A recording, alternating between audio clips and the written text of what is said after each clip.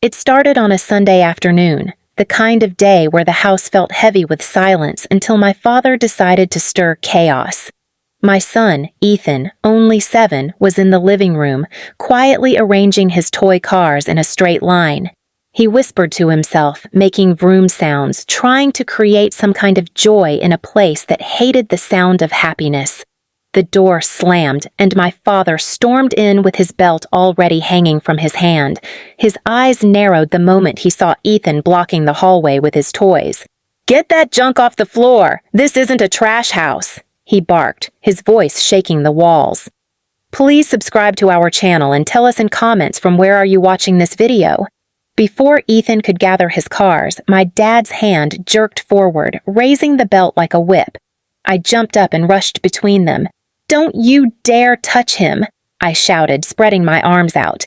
Ethan cowered behind my legs, clutching my jeans, his little knuckles white with fear. That defiance lit a fire in my father's eyes. He didn't hesitate. The belt cracked across my back once, twice, again, each strike sharper than the last.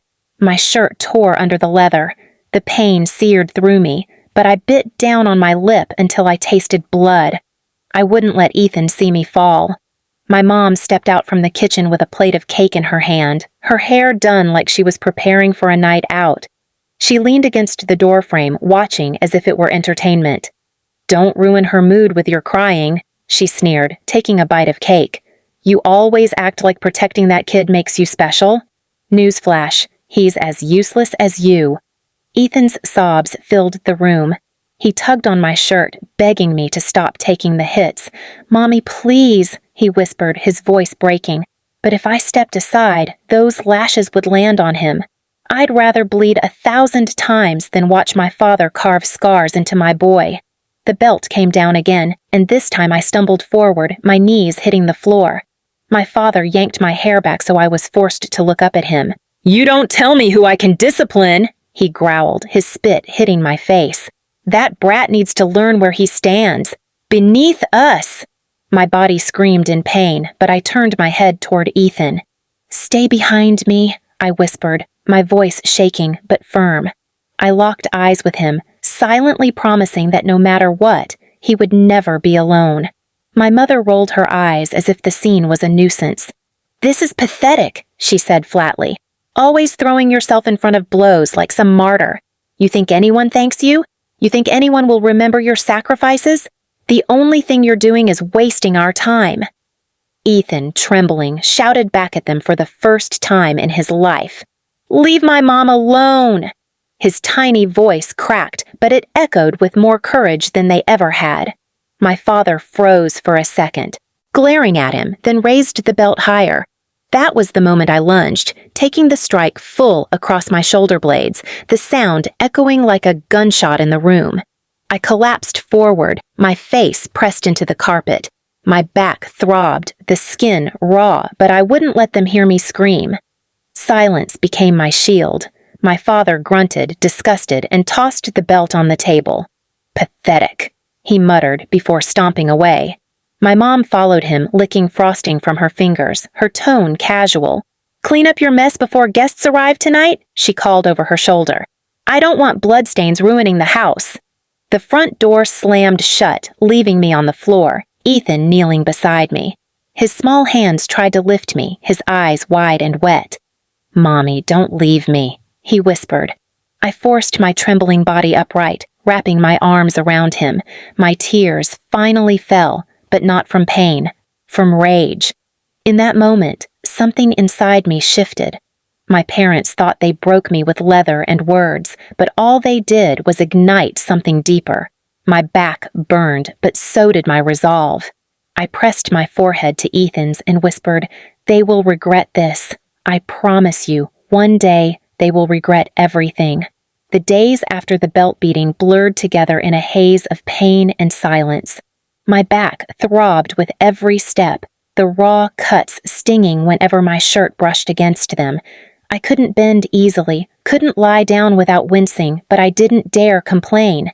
In this house, pain was seen as weakness, and weakness was a weapon they used to humiliate me. Ethan never left my side. He followed me from room to room, carrying his toy cars in his little pockets, offering me the blue one whenever he noticed I was hurting. "This one's fast, Mommy," he said softly one night. "It'll take us away from here." His words hit deeper than the belt. My 7-year-old was dreaming of escape, when all he should have been thinking about was school, birthday parties, or Saturday morning cartoons. And that was the moment I realized escape wasn't just a dream. It had to become a plan. My father strutted through the house like a king on his throne. He wore arrogance like cologne, heavy and suffocating. Whenever he glanced at me, I saw satisfaction in his eyes, like he'd won some battle by breaking my skin.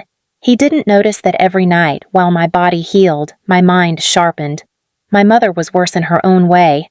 She didn't use belts. Her tongue was sharper than any leather strap. She'd walk past me while I was cooking for Ethan and scoff, "Still hobbling? Don't make dinner taste like your pity." When I handed Ethan a plate first, she sneered, "You spoil that boy. No wonder he's weak." I bit my tongue until it bled. Every insult, every lash of cruelty I stored inside me like fuel. I stopped arguing back because rage wasted energy. Energy had to be saved for something bigger. One night, as Ethan slept beside me on the thin mattress we shared, I stared at the cracks on the ceiling and let my mind wander into dangerous territory. Revenge. Not the kind you do in a flash of anger. Not screaming, not smashing dishes, not running away and hoping they'd feel guilty. My parents didn't feel guilt. They only understood power. If I wanted to shatter them, I needed to strike where it hurt most: their pride, their comfort, their control. I thought about all the ways they measured power.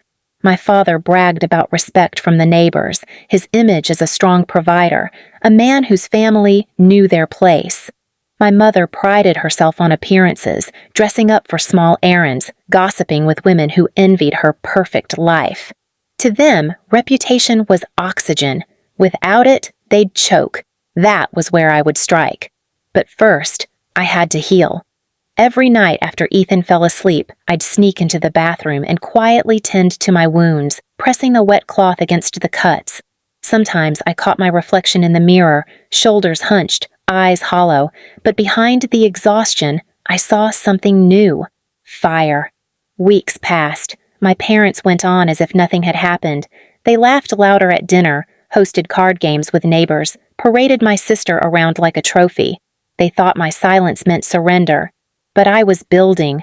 I began keeping a small notebook hidden under the mattress.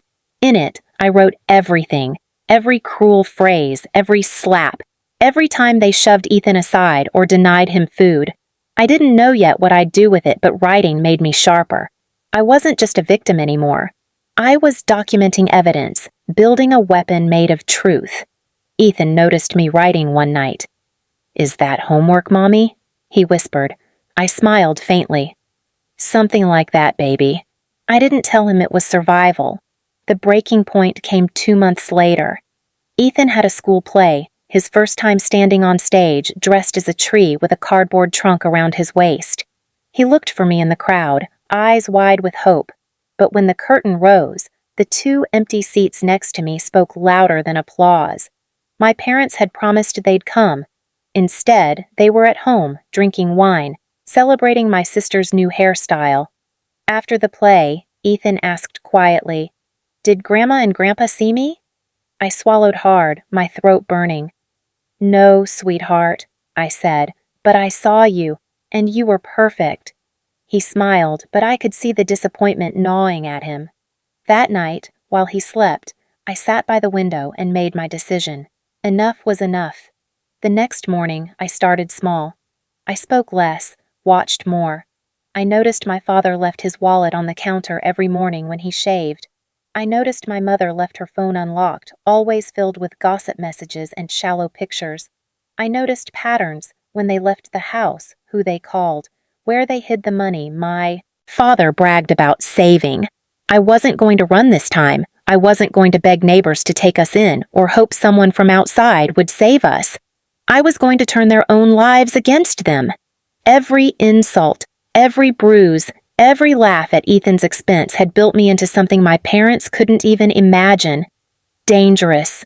Not with fists, not with belts, but with patience, precision, and rage sharpened into strategy. The fire inside me had grown too big to be hidden anymore. I pressed a kiss to Ethan's forehead and whispered, "Soon, baby. They'll never hurt you again. Not one more time." And with that, the plan began. The weeks that followed were a quiet storm. On the surface, I kept my head down. I cooked their meals, cleaned their messes, and let them believe they had won. My father strutted around with his usual arrogance, slapping my shoulder when he passed as if I were some broken dog that had finally learned its place. My mother smirked when she saw me washing dishes, whispering, "At least you're useful for something." They didn't know I had started visiting places they never expected me to, like the local church basement where community meetings were held, or the town library where bulletin boards pinned with announcements gave me an idea of who held sway in our neighborhood. I talked to people carefully, not about my parents, never directly. I listened, asked questions, and slowly stitched together a picture of the people my parents depended on for validation. It was reputation. That was their throne. My father bragged about being a man of respect, a dependable provider. My mother prided herself on being admired, envied for her home and her family's supposed perfection. So I decided I wouldn't just scratch their pride, I would gut it. It started with whispers. One evening, after Ethan was asleep, I slipped out and placed copies of my hidden notes, detailed accounts of their abuse, into envelopes. But I didn't sign my name. Instead, I slipped those envelopes under doors, slid them across tables at the church, left them in mailboxes of the very people my parents loved to impress. Each one was carefully written, anonymous, exposing the truth of what really happened inside the walls of our home. Neighbors began to look at them differently. At first, it was subtle. A man at the grocery store didn't greet my father the way he used to. Women at the salon stopped laughing with my mother, their whispers sharp and suspicious. My parents noticed, but they didn't understand why. Then I turned the knife. I knew my father had been boasting about running for a small local council seat. He bragged to anyone who'd listen that the town needed a real man with real values. I made sure every detail of his cruelty reached the right ears. Letters slipped into the hands of those on the selection board. Not wild accusations, but clear, chilling truths. The beatings, the neglect, the way they mocked a bleeding daughter and laughed at a child's suffering. The nomination was quietly dropped. My father raged around the house, slamming cabinets, shouting that people were jealous of him. My mother hissed about backstabbers, but the damage was done. Still, I wasn't finished. For years, my mother hosted her polished tea gatherings where she flaunted my sister as the golden child. Those gatherings were her stage, her crown. One Saturday, I let Ethan carry an envelope to one of those meetings. Inside were photographs, not of abuse directly, but of the aftermath I had carefully saved.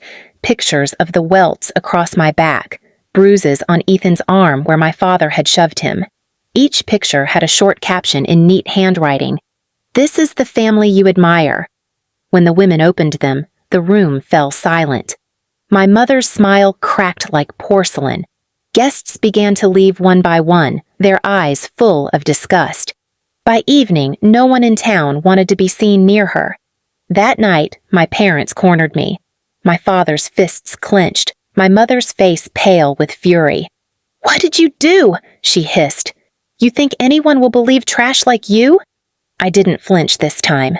I stood taller, even with Ethan hiding behind me. "They already believe it," I said, "and you can't take it back."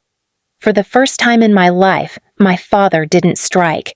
He just stared at me, breathing hard, his face twitching with rage, but his power gone. My mother looked like a queen stripped of her jewels. The silence that followed was the sweetest sound I had ever heard. They tried to salvage their pride in the weeks after, but everywhere they went, they carried shame on their shoulders. No invitations, no friendly greetings, no admiring glances, just cold stares and whispers. Their throne had crumbled. Years later, when Ethan and I had built a quiet life far away, my parents came knocking. They had grown smaller, desperate. My father's voice cracked when he begged for me to talk to people, fix the lies. My mother's hands trembled as she muttered, "We need you. Just this once." I looked at them the way they once looked at me, like they weren't worth the air they were breathing, and I shut the door. Revenge hadn't come with shouting or fists. It came with silence, with carefully chosen truths, with stripping them of the only thing they valued more than control: their image. They had laughed at my pain, called me trash. In the end, it was them who became untouchable trash in the eyes of everyone they once ruled over. And for the first time, Ethan and I were free. Please subscribe to our channel and tell us in comments from where are you watching this video.